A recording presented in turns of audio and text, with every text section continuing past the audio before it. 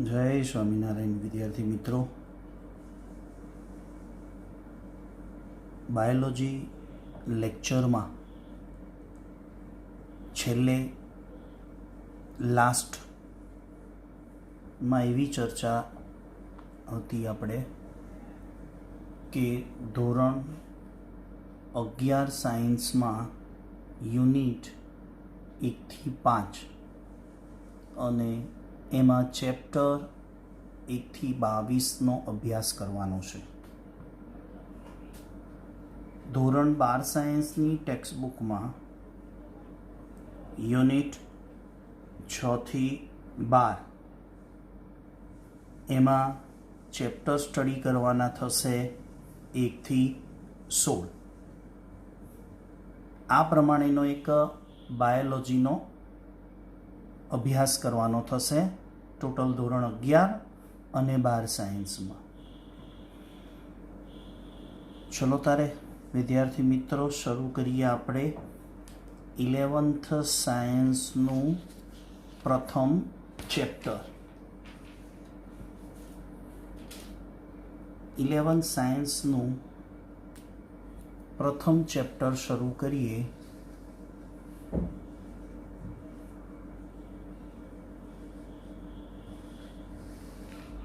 Okay, ધોરણ 11 science unit 1 અને chapter 1. એની અંદર આપણે ચેપ્ટરનું નામ જ છે સજીવોની દુનિયા, લિવિંગ વર્લ્ડ. ઇંગ્લિશમાં શું બોલાય? Living world. આગળ લેક્ચરમાં આપણે ચર્ચા થઈ એમ પૃથ્વી ઉપરના 2 ઘટકો છે. એક છે સજીવ ઘટક અને બીજો છે નિર્જીવ ઘટક. તો સજીવ અને નિર્જીવમાં મુખ્ય તફાવત શું છે બાળકો? તો એની અંદર સજીવ આપણે કોને કહીશું કે જેનામાં ચેતના એટલે જીવ, કોઈ ચેતના બેન નહીં, ચેતના એટલે જીવ હોય તેને આપણે સજીવ કહીશું. નિર્જીવ કોને કહીશું? જેનામાં કોઈ પણ પ્રકારની ચેતના એટલે કે જીવ હોતો નથી, એને આપણે કહીશું નિર્જીવ.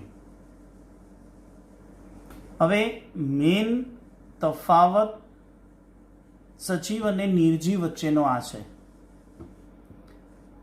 સજીવને નિર્જીવથી જુદા પાડવા હોય એટલે કે સજીવની ઓળખ શું? તો એ ઓળખને સમજવા માટે આપણે એના વિવિધ લક્ષણોનો અભ્યાસ કરવો પડશે. કોના?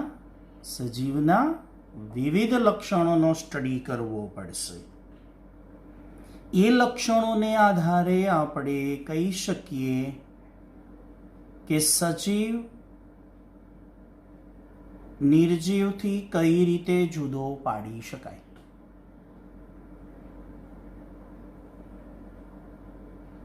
તો બાળકો આપણે આગળ જઈશું.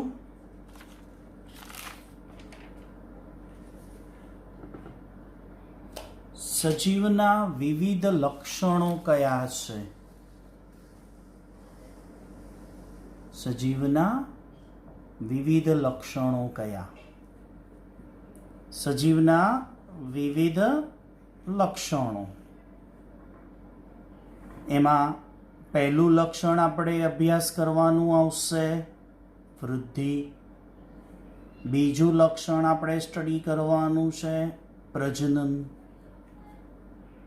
ત્યાર પછીનું લક્ષણ આપણે આવશે ચયાપચય. પછી આવશે વિકાસ અને વિભેદન, ત્યારબાદ પર્યાવરણ સાથે પ્રતિક્રિયા, છઠ્ઠું લક્ષણ અનુકૂલન. આમ પાંચમું અને છઠ્ઠું સિમિલર ગણી શકાય. જ્યારે આવશે ત્યારે આપણે એનો વિગતવાર અભ્યાસ કરશું. સાતમું લક્ષણ મૃત્યુ. આઠમું જેને ગણી શકાય એવું સ્વયં જનન પામવાની ક્ષમતા. નવમું લક્ષણ સ્વ આયોજન. દસમું લક્ષણ પરસ્પર આકર્ષણ અને એકબીજા ઉપર સજીવો પ્રભાવ પાડે. રિપીટ જોઈ લઈએ. 1 વૃદ્ધિ, 2 પ્રજનન, 3 ચયાપચય, 4 વિકાસ અને વિભેદન, 5 પર્યાવરણ સાથે પ્રતિક્રિયા, 6 અનુકૂલન, 7 મૃત્યુ, 8 સ્વયંજનન પામવાની ક્ષમતા, 9 સ્વ આયોજન અને 10 પરસ્પર આકર્ષણ અને એકબીજા ઉપર પ્રભાવ પાડવો. મિત્રો, આ બધા જે લક્ષણો શીખવાના છે એ શીખીએ ત્યારે સમજી શકાય કે સજીવ નિર્જીવથી કઈ રીતે જુદો પડે છે. પહેલું લક્ષણ આપણે શીખીશું વૃદ્ધિ, જેને ઇંગ્લિશમાં કહેવાય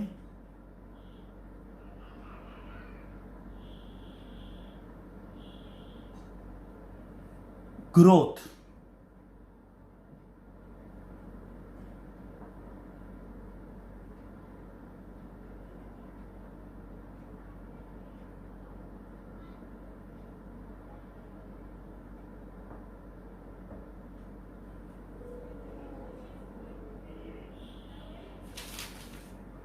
ગ્રોથ.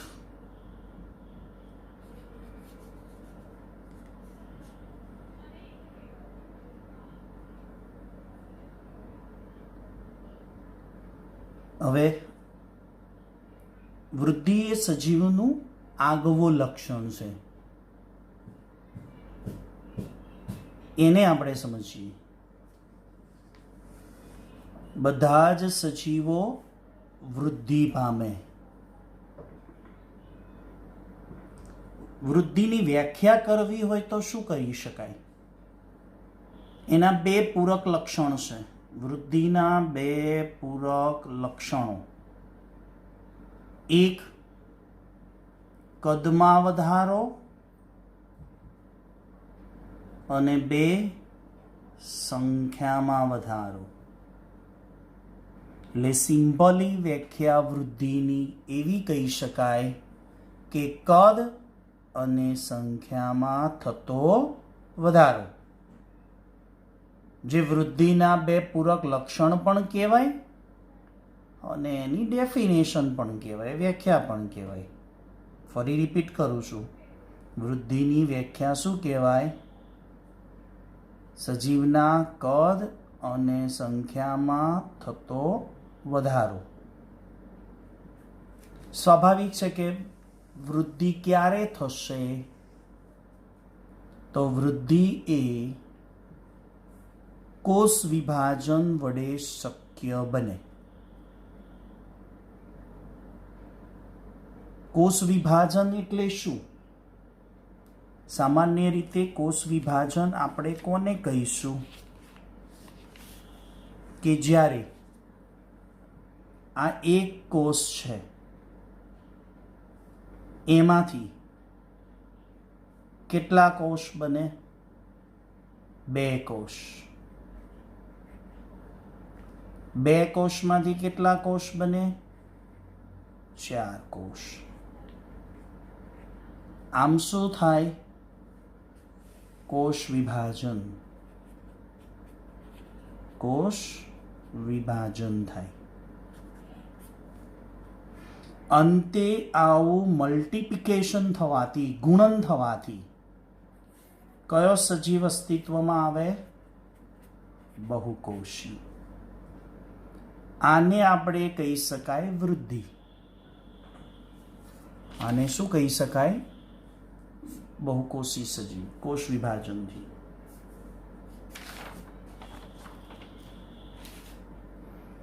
બીજી વસ્તુ મિત્રો એ સમજવાની કે વનસ્પતિમાં વૃદ્ધિ જીવન પર્યંત હોય. એટલે શું? તમે કોઈ વૃક્ષ જોયું છે? ઝાડ જોયું છે? એની વૃદ્ધિ જીવન પર્યંત હોય. કેવી હોય? જીવન પર્યંત.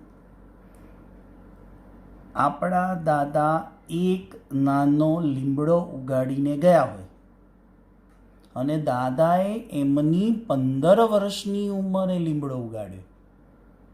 દાદાએ એમની 15 વર્ષની ઉંમરે લીમડો ઉગાડ્યો અને તમે તમારી 15 વર્ષની ઉંમરે લીમડાને જુઓ છો. તો વિચારો, દાદાની 15, પછી પપ્પાની પણ ગઈ ઉંમર 15ની, અને ત્યાર પછી તમારી પણ 15 આવી. કેટલા વર્ષો થઈ ગયા? એટલે વનસ્પતિમાં વૃદ્ધિ જીવન પર્યંત ચાલે. એટલે એ લીમડાને જ્યાં સુધી પોષણ મળશે ત્યાં સુધી એ પોતે લાઈફ સુધી સતત વૃદ્ધિ પામશે. પ્રાણીઓમાં વૃદ્ધિ મર્યાદિત ઉંમર સુધી. જોજો મિત્રો, ડિફરન્ટ સમજો. વનસ્પતિમાં વૃદ્ધિ જીવન પર્યંત એટલે, અને પ્રાણીઓમાં વૃદ્ધિ મર્યાદિત એટલે.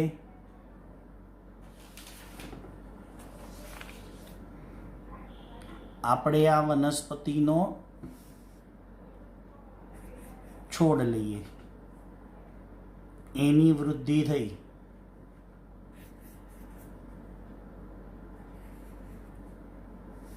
એની હજી વૃદ્ધિ થશે.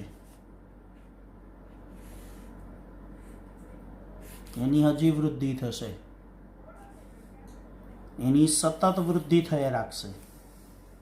જ્યારે પ્રાણીની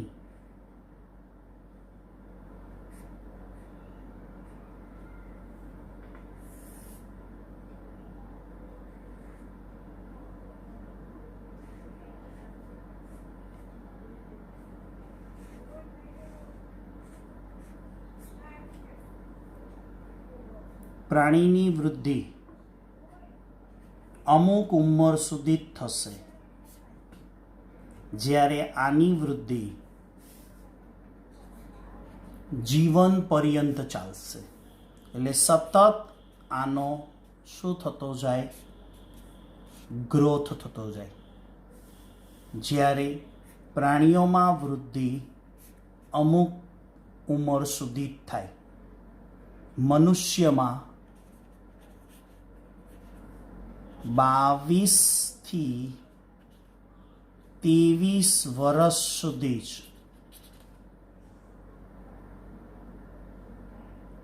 તમારી હાઈટ વધે. સમજાવવાનું મિત્રો એટલું જ છે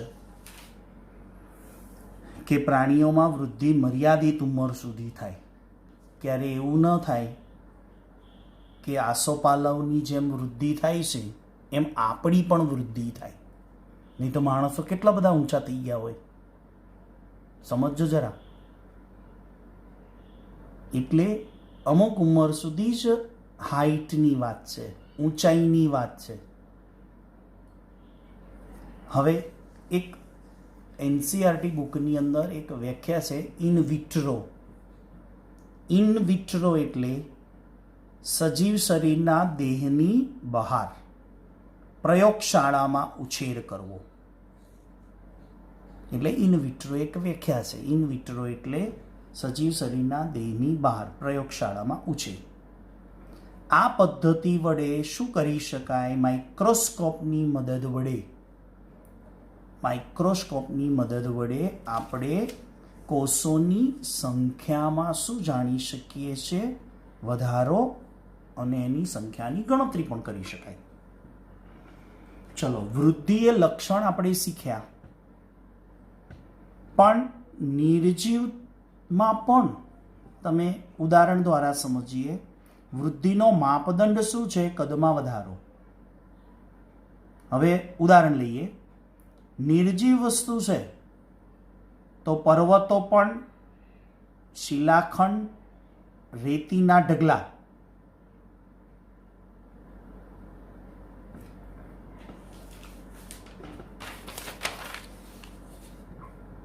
આ રેતીનો ઢગલો છે.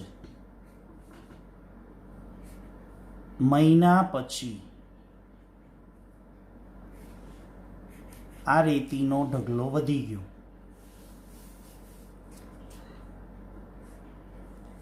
2 મહિના પછી રેતીનો ઢગલો વધી ગયો. તો શું આને વૃદ્ધિ કહેવાય? હા. કેવી રીતે? આમાં બહારની બાજુ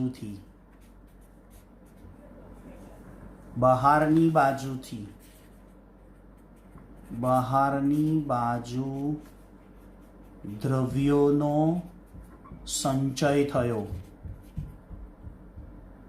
એટલે ઢગલો વધી ગયો, એટલે વૃદ્ધિ થઈ કહેવાય. એવી રીતે પર્વતો, શિલાખંડ, રેતીના ઢગલા, આ બધામાં સપાટી પરના દ્રવ્યોનો સંચય થાય છે. ક્યાં સંચય થાય છે? સપાટી પર દ્રવ્યોનો સંચય થાય.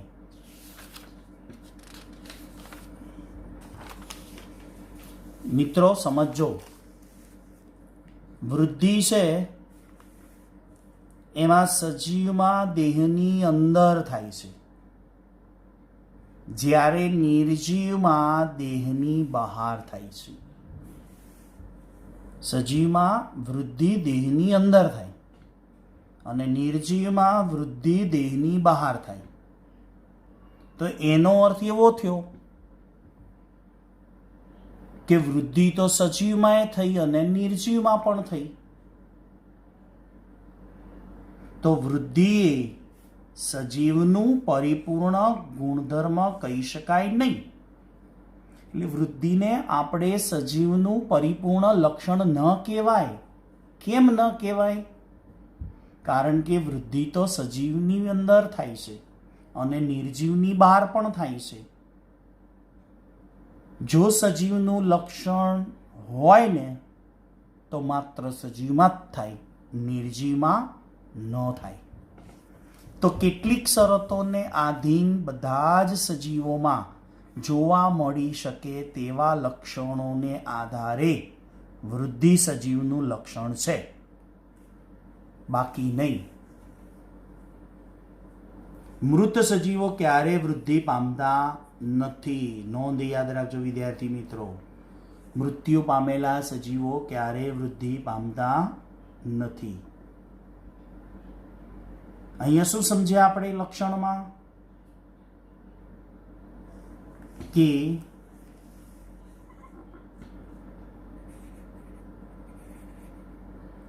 સજીવ અને નિર્જીવ બંનેમાં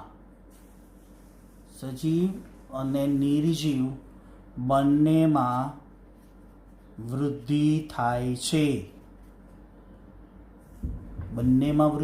છે. સજીવમાં અંદર વૃદ્ધિ થાય છે, નિર્જીવમાં બહારથી થાય છે. એટલે વૃદ્ધિ સજીવનું પૂર્ણ લક્ષણ નથી.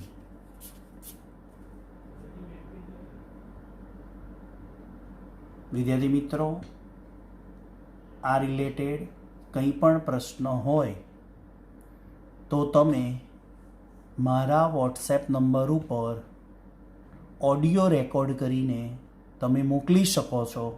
જે કોઈ પ્રશ્ન હોય ઓડિયો વોટ્સએપ ખોલવાનું, એમાં માઇકનું બટન દબાવી અને જે કોઈ પ્રશ્ન હોય એ પૂછવાનો અને રેકોર્ડ કરેલો ઓડિયો મને સેન્ડ કરી દેવાનો. પૂરેપૂરા પ્રયત્નથી તમને જવાબ આપવાનો પ્રયાસ કરીશ. જય સ્વામિનારાયણ.